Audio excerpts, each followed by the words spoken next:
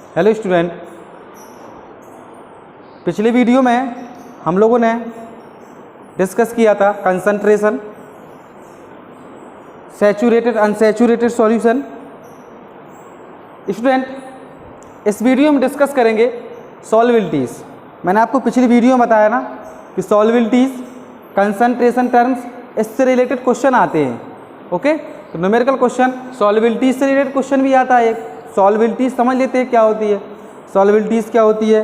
इसके बाद physical and chemical changes, physical और केमिकल चेंजेस के बाद सेपरेशन ऑफ मिक्सचर्स, जो कि हमारे इस चैप्टर का सबसे इम्पॉर्टेंट पार्ट है। सेपरेशन ऑफ मिक्सचर्स, किस तरीके से हम मिक्सचर्स को सेपरेट आउट करेंगे, इस चीज़ के बारे में डिस्कस करेंगे। सबसे पहले मैं बात करता हूँ सॉल्युबिलिटीज़ की। सॉल्युबिलिटीज़ होती क्या है?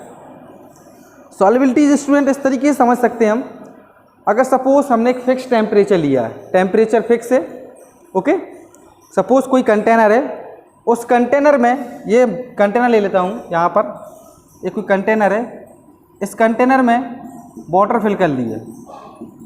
ओके, इसमें वाटर है, यहाँ पर जो टेम्परेचर है वो फिक्स रखा है, फिक्स टेम्परेचर, यानी कि यहाँ पर हम 20 डिग्री सेल्सियस कहते हैं टेम्परेचर। तो 20 डिग्री सेल्सियस में अगर हम कोई सॉल्यूट डिजोल्व कर रहे हैं तो वो कितना डिजोल्व हो सकता है, मतलब वो 20 डिग्री सेल्सियस पे कितना डिजोल्व हो सकता है, या कहते हैं 60 डिग्री सेल्सियस पे कितना डिजोल्व हो सकता है वो सॉल्यूट। सपोज इसमें NaCl ले लूँ मैं, अगर NaCl इसमें डालूँ और 20 टेम्परेचर पर क्या NaCl कितना डिजोल्व हो सकता है, वो उसकी सॉल्युबिलिटीज़ कहलाती है। यानी कि एक फिक्स टेम्परेचर पर सॉल्यूट का डिजोल्व होना, वो कहलाती है उसकी सॉल्युबिलिटीज़। क्लियर है ना सॉल्युबिलिटीज़? अभी हम न्यूमेरिकल क्वेश्चन करेंगे तो और अच्छे से क्लियर हो जाएगा। स्टूडेंट, सॉल्युबिलिटीज़ की डेफिनेशन देख सकते हैं, the maximum amount of solute, the maximum amount of solute dissolve in 100 gram of solvent eight fix temperature. यानी कि ये 100 ग्राम ऑफ सॉल्वेंट है, सॉल्वेंट कितना 100 ग्राम लिया गया है। सपोज सॉल्वेंट हमने बॉटल लिया है, वो 100 ग्राम है, और उसमें कोई जो सॉल्यूट होगा, मैक्सिमम अमाउंट कितना उसका डिजोल्व हो सकता है, जो सॉल्यूट होगा उसका मैक्सिमम अमाउंट कितना डिजोल्व हो सकता है एट फिक्स टेम्परेचर। क्लियर है? सॉल्युबिलिटी की जो फॉर्मूला होता है, given solute upon given solvent into 100। तो सॉल्यूट और सॉल्वेंट तो मैंने उस दिन डिस्कस किया था, जो घुले वो सॉल्यूट होता है, जिसमें घुले वो सॉल्वेंट होता है। या कह सकते हैं हम मैक्सिमम अमाउंट, या कहते हैं मोर अमाउंट ऑफ सब्सटेंस, वो होता है हमारा सॉल्वेंट, और कहते हैं लेस अमाउंट ऑफ सॉल्वेंट, वो होता है सॉल्यूट। क्लियर है? या less amount of solute, more amount of solvent, इस तरीके से ही बोल सकते हैं सॉल्युबिलिटीज। ये फॉर्मूला, इससे रिलेटेड क्वेश्चन लगेंगे। अभी आप लोगों की बुक में एक न्यूमेरिकल क्वेश्चन है, उस क्वेश्चन को समझ लेते हैं। क्वेश्चन किस तरीके से है देखिएगा, मैं क्वेश्चन लिखता हूं पूरा पहले। क्वेश्चन है 12 gram of potassium sulphate, 12 gram of potassium sulphate,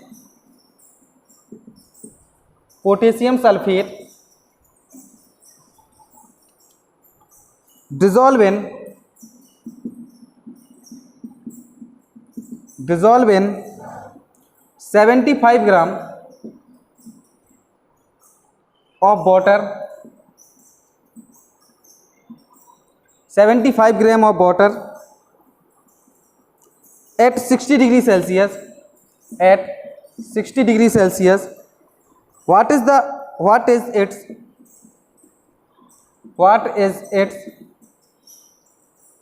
solubility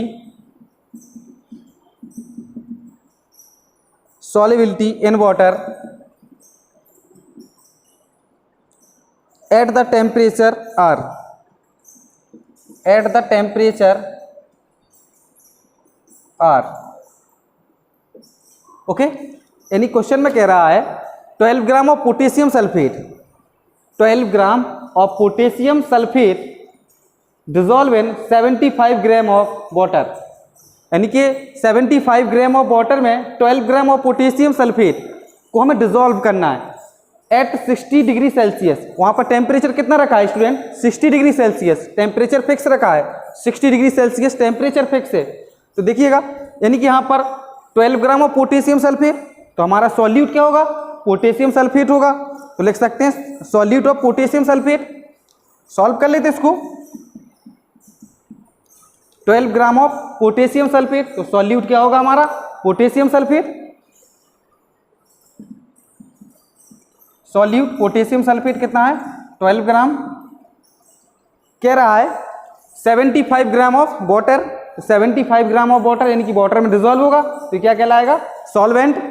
तो सॉल्वेंट क्या हो गया वाटर 75 ग्राम। क्लियर बात। अभी इसके बाद हम सॉल्विलिटीज फाइंड करते हैं, और टेम्परेचर कितना लिया गया है, टेम्परेचर फिक्स है एट 60 डिग्री सेल्सियस। तो वो ये कह रहा है 60 डिग्री सेल्सियस पर जो हमारा सॉल्वेंट है वो 75 ग्राम वाटर में कितना डिजोल्व होगा, ये बताना कितना डिजोल्व हो सकता है 60 डिग्री सेल्सियस पर, याद रखना। तो देखिएगा क्या फॉर्मूला था, given solute upon given solvent.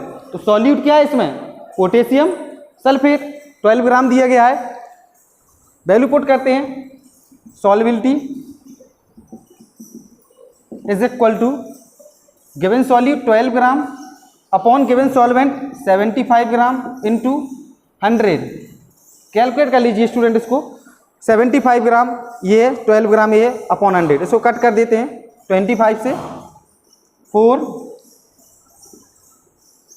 3, इसका मल्टीप्लाई इसमें करते हैं 3 4 से 12 यानी कितना है 16 ग्राम, यानी कि जो 75 ग्राम वाटर में 16 ग्राम हमारा पोटेशियम सल्फेट डिजोल्व हो सकता है। कितना हो सकता है 16 ग्राम पोटेशियम सल्फेट डिजोल्व हो सकता है 75 ग्राम में एट 60 डिग्री सेल्सियस टेम्परेचर, या टेम्परेचर कितना लिया गया है 60 degree Celsius.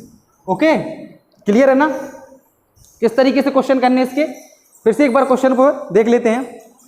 12 gram of potassium sulphate dissolve in 75 gram of water at 60 degree Celsius, what is solubility, इसकी सॉल्विलिटी क्या है, what is its solubility in water at the temperature, कितने temperature पर 60।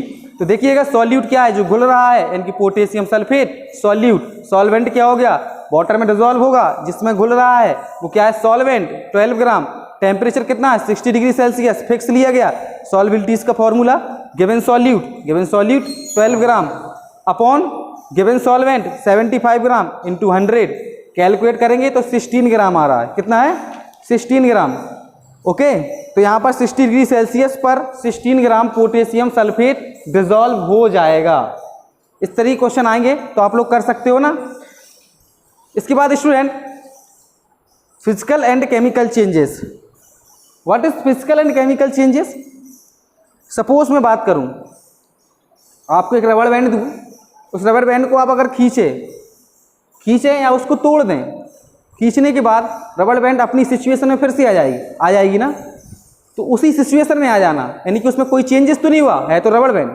इसके बाद मैं पेपर की बात करूं, सपोज एक पेपर दूं आपको और उस पेपर को आप बहुत तरीके से फाड़ दिए ना, पेपर को बहुत सारे टुकड़े कर दिए, उस पेपर के टुकड़े करने के बाद रहा तो पेपर ही है ना, तो पेपर ही रहा है, तो उसमें कोई चेंजेस नहीं हुआ, तो इस तरीके के चेंजेस को बोलते हैं फिजिकल चेंजेस। क्या बोलते हैं physical changes.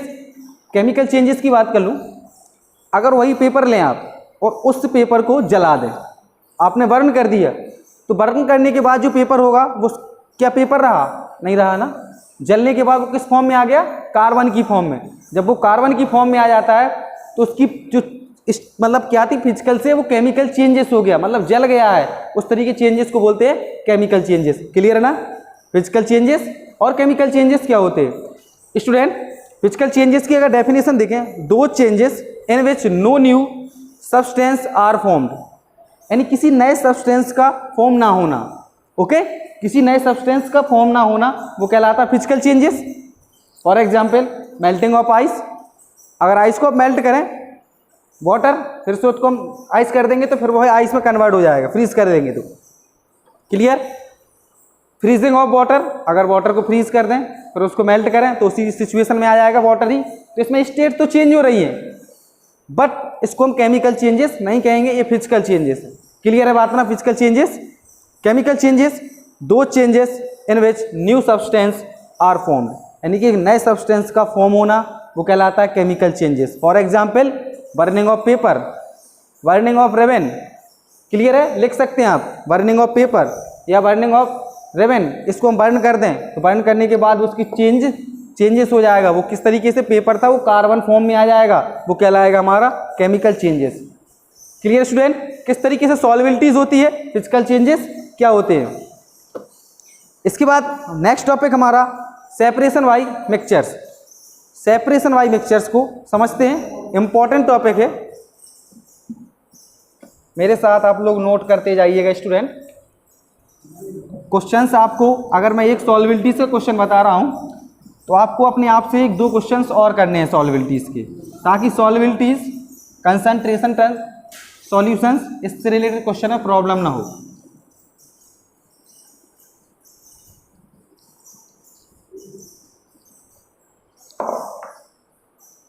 Separation of mixtures.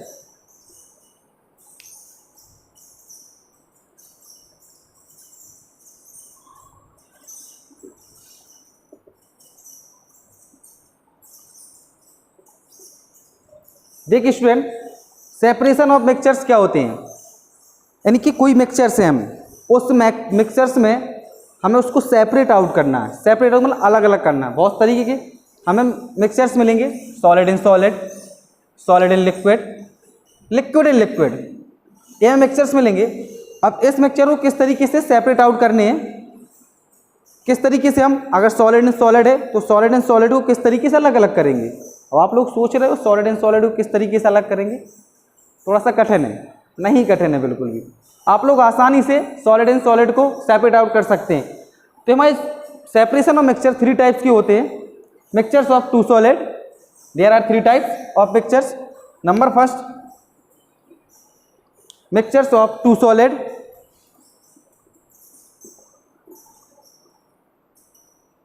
of 2 solid. Second, mixtures of a solid and liquid.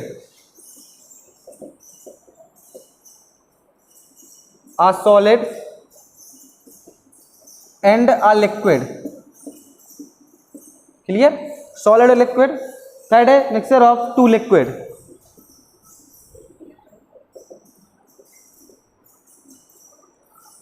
Two liquid. One by one करके हम तीनों को पढ़ेंगे, यानी कि पहले मिक्सचर ऑफ 2 सॉलिड्स की बात कर लेते हैं। टू सॉलिड्स क्या होते हैं, इसका mixture of a solid and a liquid, जब एक हमारा सॉलिड हो एक लिक्विड हो। थर्ड है मिक्सचर ऑफ 2 लिक्विड्स, जब दोनों लिक्विड्स हो। क्लियर है? तो वन बाई वन करके तीनों को पढ़ेंगे। सबसे पहले सेपरेशन ऑफ 2 सॉलिड्स को पढ़ते हैं। क्लियर है? अभी इसको साफ कर देता हूँ।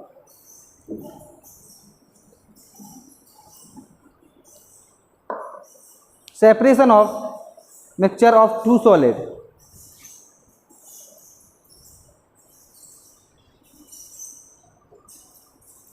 Separation of mixture of 2 solid.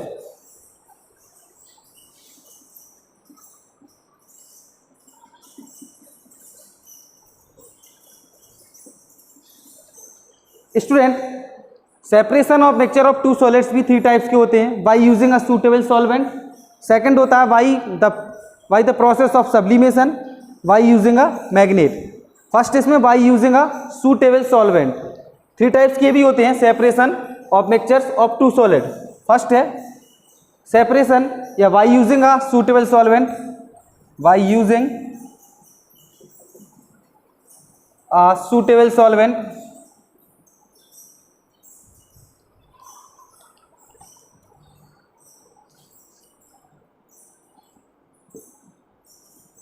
suitable solvent।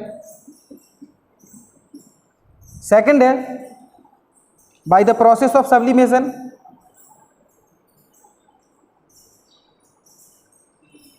by the process of sublimation। Third है by using a magnet, using a magnet। देखिएगा तीनों को स्टडी करना है। फर्स्ट है bye using a suitable solvent. हमें कोई एक सूटेबल सॉल्वेंट का यूज करके 2 सॉलिड्स होंगे, दोनों सॉलिड्स को आप अलग अलग करना है, सेपरेट आउट करना है। Second, bye the process of sublimation, confuse नहीं होना है बिल्कुल, जो चीज़ें बताते जा रहे हैं उसको आपको सिर्फ बहुत अच्छे से समझना है। अगर कंफ्यूज हो गए आप लोग तो कन्फ्यूजन में आप लोग लगेगा कि आपने सर ने पहले ये बताया, फिर हमने सेपरेशन ऑफ मिक्सचर्स के 3 टाइप्स की बताए हैं, solid in solid, solid and liquid, third liquid in liquid. 3 types के होते हैं। 3 टाइप्स में फर्स्ट टाइप को हम पढ़ रहे हैं separation of mixtures of 2 solids. जब हमें 2 सॉलिड्स मिलेंगे तो उनको किस तरीके से सेपरेट आउट करेंगे। अब जो 2 सॉलिड्स होंगे वो 3 तरीके से सेपरेट आउट कर सकते हैं। फर्स्ट है bye using a suitable solvent, second by the process of sublimation. अब यहाँ पर सूटेबल सॉल्वेंट की बात कर रहे हैं, अभी बहुत अच्छे से डिस्कस करेंगे। सूटेबल सॉल्वेंट का मतलब बहुत अच्छा सॉल्वेंट हो, सबसे अच्छा सॉल्वेंट वाटर ही होता है। तो सूटेबल सॉल्वेंट के थ्रू हम किस तरीके से उसको अलग करेंगे। नेक्स्ट है by the process of sublimation. Sublimation का मतलब होता है सॉलिड से डायरेक्ट गैस में कन्वर्ट कर देना, क्लियर है ना, ये सब्लिमेशन प्रोसेस होता है।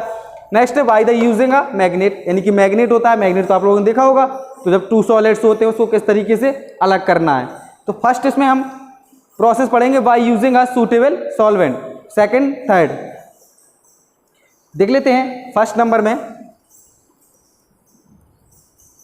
Bye using a suitable solvent. Student, suitable solvent में आपको एक एक्सपेरिमेंट के थ्रू बताते हैं हम कि किस तरीके से उसको अलग करेंगे। एक्सपेरिमेंट इस तरीके से होगा, टू सेपरेट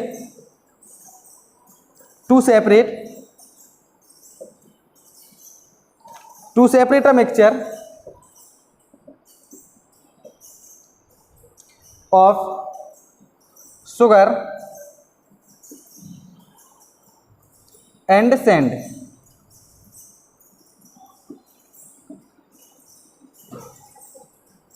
ये एक्सपेरिमेंट आपको करना, देखिएगा ये एक्सपेरिमेंट है, अभी मैं इसको बता दिया by using a suitable solvent.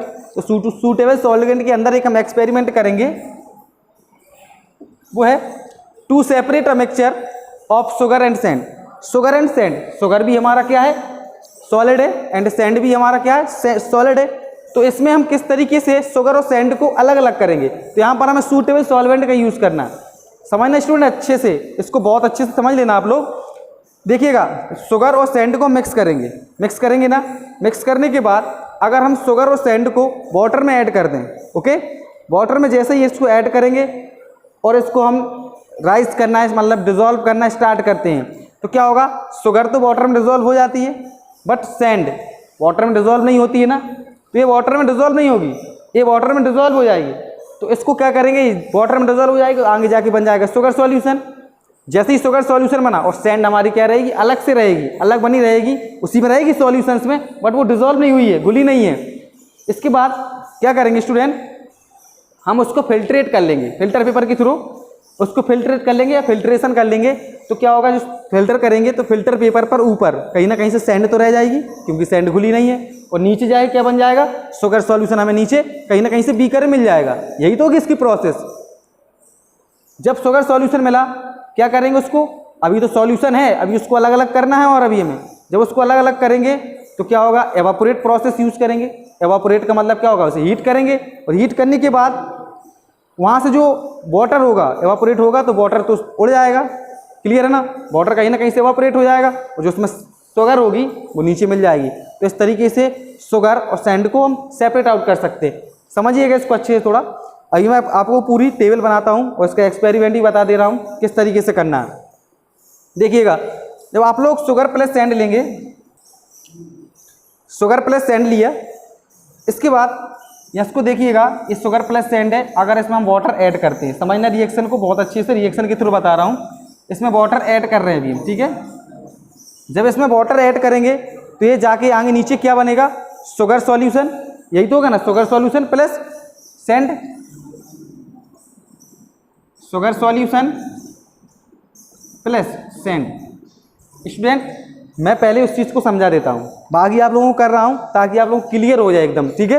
पहले इस चीज़ को बता दिया है, जब शुगर प्लस सैंड हमने लिया और उसमें क्या किया, वाटर ऐड कर दिया। ये वाटर हमारा सूटेबल सॉल्वेंट है, और सूटेबल की बात कर रहे हैं यहाँ पर, ठीक है। तो यहाँ पर बना शुगर सॉल्यूशन तो बन जाएगा। इसके बाद उसमें क्या होगी, सैंड भी उसी के साथ रहेगी सॉल्यूशन से। अब इसको देखिएगा आप, जैसे ही हम इसको फिल्ट्रेट करेंगे या फिल्ट्रेशन, फिल्ट्रेशन। ओके, इसको फिल्ट्रेट कर रहे हैं, तो फिल्ट्रेट करेंगे तो क्या होगा, फिल्टर पेपर के थ्रू तो शुगर सॉल्यूशन होगा वो तो निकल जाएगा फिल्टर के थ्रू, जो सैंड होगी क्योंकि उसमें घुली नहीं है, डिजोल्व नहीं हुई है, तो कहीं ना कहीं से वो निकल यहाँ पर रह जाएगी फिल्टर पेपर के ऊपर। तो यहाँ पर लिख सकते हैं माइनस सैंड, यानी कि सैंड ऊपर बच गई है और नीचे क्या बच गया, शुगर सॉल्यूशन। ओके स्टूडेंट, अब इस शुगर सॉल्यूशन मिल गया है। अब इस शुगर सॉल्यूशन में क्या करेंगे, हम एवापोरेट कर देंगे। अभी सॉल्यूशन मिला है लेकिन हमें दो सॉलिड है उनको अलग अलग करना है एकदम, ठीक है। अब यहाँ पर शुगर सॉल्यूशन को हम एवापोरेट कर देंगे, एवापोरेट।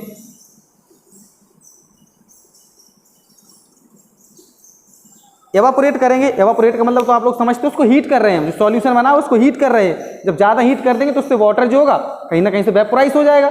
जब वाटर वेपोराइज हो जाएगा तो नीचे क्या मिलेगा हमें, इधर शुगर, वाटर तो वेपोराइज हो गया ना, तो इधर लिख सकते हैं माइनस वाटर।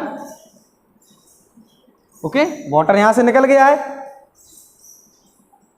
थोड़ा सा नीचे लिख देंगे माइनस वाटर, नीचे क्या मिल जाएगा, शुगर।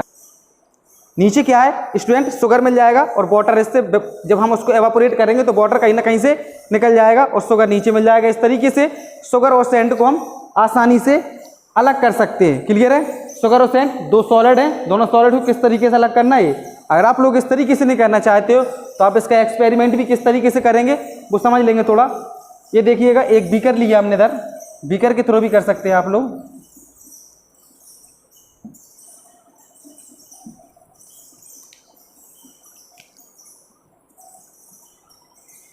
ओके, इस बीकर में आप सैंड प्लस शुगर डाल देंगे, वही प्रोसेस है, उसी को दोहरा रहा हूं, इस तरीके से भी आपको करना है। Sugar plus sand, okay. जैसे ही इसमें क्या करेंगे, add water, add water. Clear, तो क्या मिल रहा था अगले बीकर में, इधर हमें बीकर, अगला बीकर यहां से देखेंगे, sugar solution,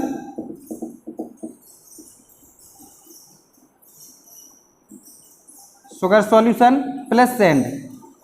okay, sugar solution plus sand मिलेगा। अब इस बीकर को क्या कर रहे हैं, इसी को हम फिल्ट्रेट कर दे रहे हैं। ओके, फिल्ट्रेट, फिल्ट्रेशन, फिल्ट्रेशन करेंगे इसका तो क्या होगा, फिल्टर पेपर के थ्रू इस तरीके से बीकर है, इसमें हम क्या करेंगे, फिल्टर पेपर का यूज करेंगे। बना लीजिएगा थोड़ा आप लोग फिल्टर पेपर, ये फिल्टर पेपर हो जाएगा। तो यहां से हमें नीचे क्या मिलेगा, शुगर सॉल्यूशन। ओके, और यहां पर ऊपर क्या रह जाएगी हमारी, सैंड, क्योंकि फिल्टर पेपर से फिल्टर नहीं होगा तो यहां पर क्या रह जाएगी, सैंड। अब जो शुगर सॉल्यूशन मिला है हम इसको क्या कर देंगे, एवापोरेट कर देंगे। क्लियर, एवापोरेट, इसको एवापोरेट करेंगे तो यहाँ से हमारा वाटर वेपोराइज हो जाएगा और जाके नीचे क्या मिल जाएगी हमें, शुगर। इस तरीके से सॉलिड इन सॉलिड का फर्स्ट, यानी कि to separate mixtures of sugar and sand. First क्या थी हमारी, by using a suitable solvent, इस तरीके से इसको हम कर सकते हैं। सेकंड क्या थी, by using a sublimation, sublimation process, separation by sublimation.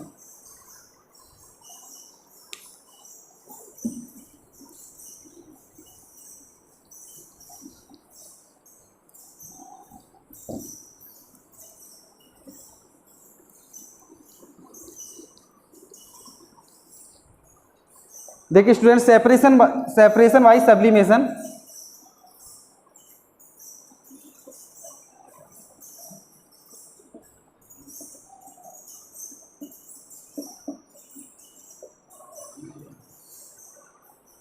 Sublimation process student, sublimation process होती है, जो सॉलिड होता है हमारा, सॉलिड डायरेक्ट किस में कन्वर्ट हो जाता है, गैस में। समझना, सॉलिड डायरेक्ट गैस में कन्वर्ट हो जाता है जब उसको हम हीट करते हैं।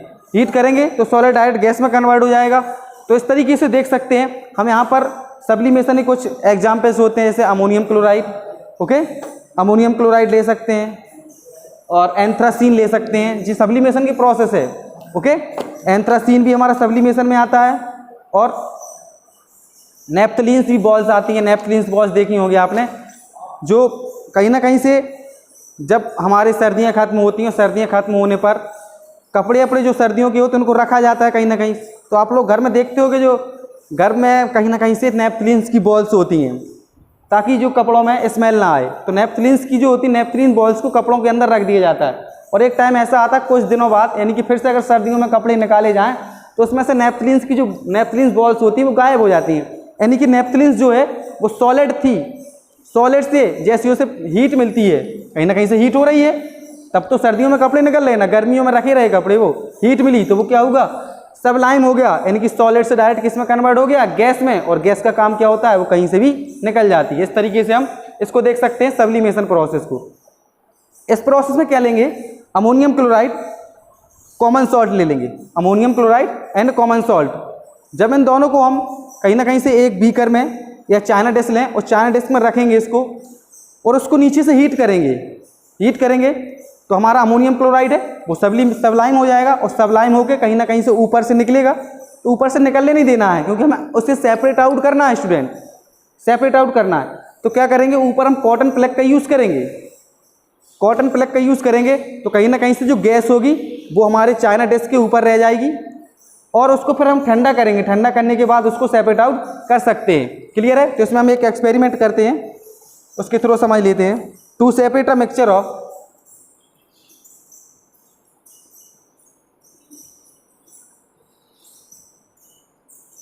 to separate a mixture of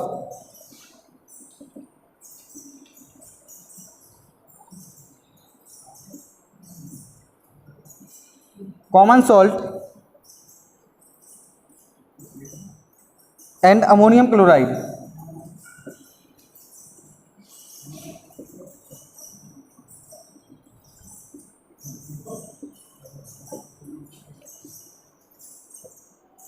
देखिए student, to separate a mixture of common salt and ammonium chloride, इसका थोड़ा सा डायग्राम बना लेते हैं। डायग्राम के थ्रू अच्छे से समझ में आ जाएगा किस तरीके से करते हैं। तो देखिए स्टूडेंट, कुछ इसका डायग्राम इस तरीके का होगा। ये चाइना डिश है,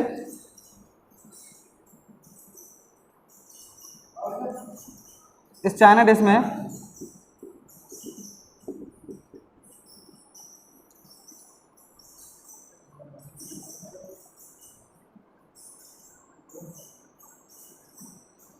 ammonium chloride,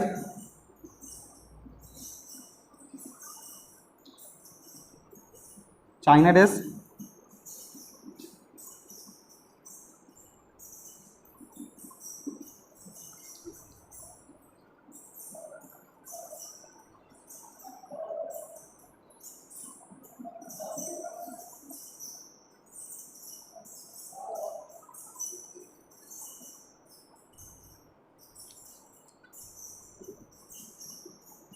tripod stand student है,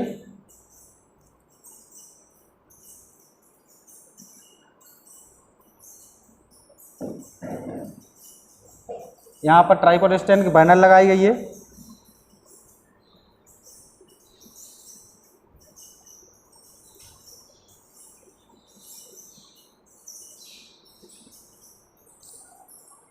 cotton plug,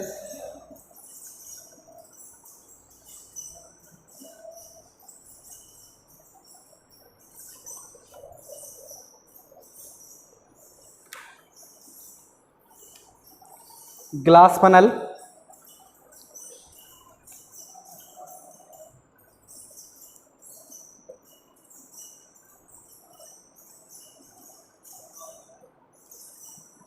tripod stand,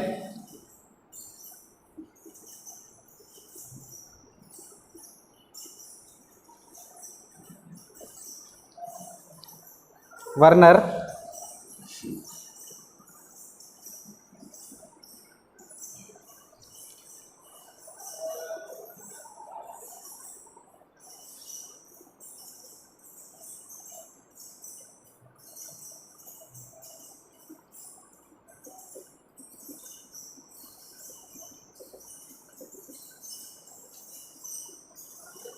vaporise ammonium chloride,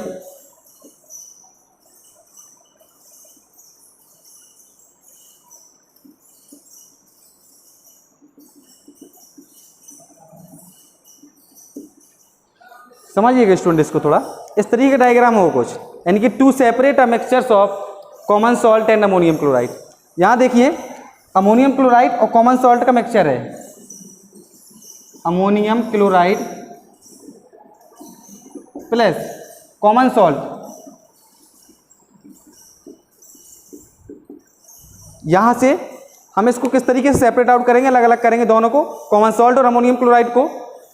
यहाँ से अमोनियम क्लोराइड, ये हमने चाइना डिश लिए, आपको चाइना डिश लेबोरेटरी मिल जाएगी, चाइना डिश लेंगे, उस चाइना डिश में अमोनियम क्लोराइड और कॉमन सॉल्ट का मिक्सचर रखेंगे, जो मिक्सचर मिला है हमें, उस मिक्सचर को रखने के बाद एक इसमें हम ये देख रहे हैं आप लोग ग्लास फनल है, यहाँ से ग्लास फनल, ये इस तरीके का पूरा, ये स्टूडेंट ये यहाँ से यहाँ तक ये ग्लास फनल है, आसानी से एक चाइना डिश पर रुक जाता है, ठीक है। तो ये ग्लास फनल फिट हो जाता है, ग्लास फनल लेंगे और ग्लास फनल के बाद ये हमें ट्राइपॉड स्टैंड लेंगे और बर्नर। क्यों बर्नर का यूज़ कर रहे हैं, क्योंकि इसको हीट करना पड़ेगा ना, तब तो वो हमारी जो अमोनियम क्लोराइड है वो क्या है, सॉलिड से डायरेक्ट गैस में कन्वर्ट होगी, यही है ना। तो इसको हम यहाँ बर्नर के थ्रू यहाँ से हीट देना स्टार्ट करेंगे। जैसे इसको टेम्परेचर स्टार्ट देना करेंगे तो इसमें जो अमोनियम क्लोराइड है स्टूडेंट वो वेपराइज होना स्टार्ट हो जाएगी, ये यहाँ से वेपर्स होना स्टार्ट हुई, देखिएगा वेपराइज अमोनियम क्लोराइड, यहाँ से वेपर्स होना स्टार्ट हो जाएगी और जाके यहाँ पर ये कॉटन प्लग ऊपर लगाया हुआ है ताकि अमोनियम क्लोराइड निकलने ना पाए। ओके, ये कॉटन प्लग का यूज़ किया गया ताकि अमोनियम क्लोराइड यहाँ से निकलने ना पाए। तो यहाँ पर वेपराइज होके अमोनियम क्लोराइड कहीं ना कहीं से ग्लास फनल के चारों तरफ यहाँ पर फिट हो जाएगी, कहीं ना कहीं से लगना शुरू हो जाएगी, चिपकना शुरू हो जाएगी उसके, जैसे ही हो जाएगी इसके बाद नीचे हमारा जो बचेगा वो कॉमन सॉल्ट होगा, ये नीचे कॉमन सॉल्ट है और ये अमोनियम क्लोराइड यहाँ से वेपराइज हो गई है। वेपराइज होने के बाद जैसे ही इसको हम कॉटन प्लग को यहाँ से निकालेंगे तो यहाँ से हमारी अमोनियम क्लोराइड भी निकल जाएगी, लेकिन इसको निकालना नहीं है, पूरे हम क्या करें ग्लास फनल को, जो ग्लास फनल है उसको निकालेंगे और उसको क्या कर देंगे, ठंडा रख कर देंगे। ठंडा करने के बाद यहाँ से अमोनियम क्लोराइड हमें मिल जाएगा और नीचे क्या मिल जाएगा, कॉमन सॉल्ट। Clear student. तो इस तरीके से सेपरेशन हमारा भी यहाँ से खत्म होता है। थर्ड लास्ट सेपरेशन है by using a suitable solvent, हो गया है सेपरेशन बाई सब्लिमेशन। लास्ट है by using a magnet. Magnet किस तरीके से सेपरेशन करेंगे नेक्स्ट वीडियो में देखते हैं। Thank you.